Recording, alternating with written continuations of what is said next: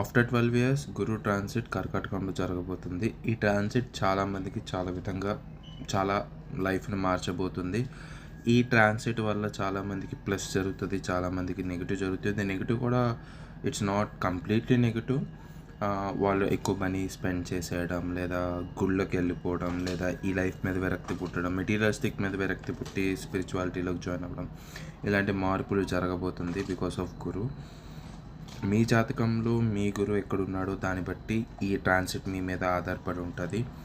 ఈ కర్కాటకంలో మీ జాతకంలో గురువు ఉన్నా, లేదా కర్కాటక రాశి నుంచి 159లో ఏమైనా ప్లానెట్స్ కూర్చున్నా దానికి గురు దృష్టి పడుతుంది. కాబట్టి ఒక్కొక్కసారి ఒక్కొక్క మార్పు జరుగుతుంది. మెయిన్గా ఈ ట్రాన్సిట్ మీకు హెల్ప్ అవ్వాలంటే 159 యాక్సెస్ ఆఫ్ గురు ఈ గోచారీత్యా మీకు దశలు కానీ అంతర్దశలు కానీ జరగాలి. అప్పుడు కానీ మీకు యూజ్ లేదు. సపోజ్ మీకు ఇప్పుడు మీనంలో ఇప్పుడు సపోజ్ మీకు మేషంలో శని ఉండి మీకు శని అంతర్దశ జరుగుతుంది, శని మహాదశ, శని అంతర్దశ జరుగుతుంది. శని మిమ్మల్ని గురువుని చూస్తాడు, శని 3వ లుక్తో గురువుని చూస్తాడు. కాబట్టి మీకు కొంచెం కొంచెం కొంచెం రిలీఫ్ ఉంటుంది. కానీ గురువు శనిని చూడడు కాబట్టి 99% ఎక్కువ రిలీఫ్ అయితే ఉండదండి. ఓవరాల్గా చూద్దామంటే కాంటాక్ట్ మీ, చాట్ చూద్దాం, రీడ్ చేద్దాం అండ్ నాలెడ్జ్ షేర్ చేసుకుందాం. Thank you so much.